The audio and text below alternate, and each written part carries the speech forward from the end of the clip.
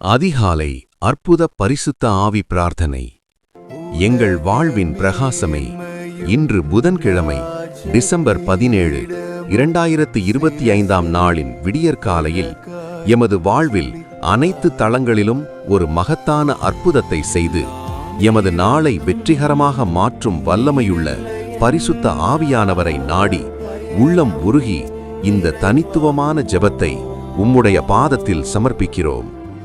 ஆவியின் ராஜரீக அழைப்பு. நோக்கத்தை உணர்ந்து செவிகொடுத்தல். ஏசாயா 50 அதிகாரம் 4 வசனம். யோவான் 10 அதிகாரம் 27 வசனம். எழுப்புதல் அளிக்கும் பரிசுத்த ஆவியானவரே, இன்று நான் விழித்தெழும்போதே நான் யார், இந்த நாளில் என் நோக்கம் என்ன என்று உணர்ந்து கொள்ள வேண்டும். உம்முடைய ராஜரீக அழைப்பிற்கு நான் செவி கொடுக்க வேண்டும். தீர்க்கதரிசி ஏசாயா மூலம் நீர் அறிவித்தது போல, இளைப்படைந்தவனை வார்த்தையினால் தேற்ற அறியும்படி எனக்கு கர்த்தராகிய ஆண்டவர் ஒரு நாவை தந்தருளினார். காலைதோறும் அவர் என்னை தட்டி எழுப்புகிறார். கற்றுக்கொள்ளுகிறவர்களின் செவிக்கு செவி கொடுக்கும்படி எழுப்புகிறார். ஆவியானவரே, இன்று காலையில் கற்றுக்கொள்ளுகிறவனின் செவிக்கு செவி கொடுக்கும்படி என்னை தட்டி எழுப்ப வேண்டும்.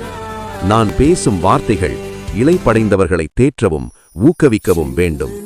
மேலும் இயேசுவின் சத்தமே எனக்கு கேட்க வேண்டும். என் ஆடுகள் என் சத்தத்திற்கு செவி கொடுக்கின்றன. அவைகளை நான் அறிந்திருக்கிறேன்.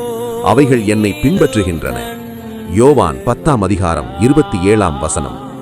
ஆவியானவரே, இந்த நாள் முழுவதும் உம்முடைய தெளிவான சத்தத்திற்கு நான் செவி கொடுத்து உம்மை பின்பற்ற வேண்டும். தடைகளை தாண்டி இன்று அற்புத விடுதலை. சங்கீதம் 18 அதிகாரம் 29 வசனம்.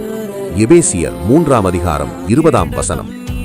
அற்புத செயல்களின் ஆவியானவரே, இன்று நாங்கள் கடக்க வேண்டிய எல்லா தடைகளையும் சவால்களையும் உம்முடைய சர்வ வல்லமையால் நாங்கள் தாண்டி செல்ல வேண்டும். என் சொந்த பலத்தினால் அல்ல, உம்முடைய பலத்தினால் மட்டுமே நான் வெற்றி பெற முடியும்.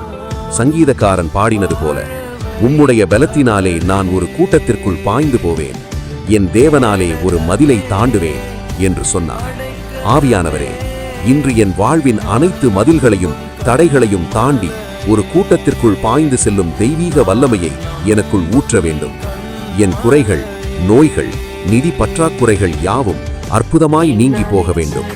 மேலும் நாம் கேட்கிறதற்கும் நினைக்கிறதற்கும் மிகவும் அதிகமாய் கிரியை செய்கிற வல்லமையின்படியே செய்ய வல்லவராகிய அவருக்கு, ஆவியானவரே, நாங்கள் இன்று எதிர்பார்க்கிறதற்கும் நினைக்கிறதற்கும் மிகவும் அதிகமாய் அற்புதங்களை செய்து உமது நாமம் மாத்திரம் மகிமைப்பட வேண்டும். ஆமென்.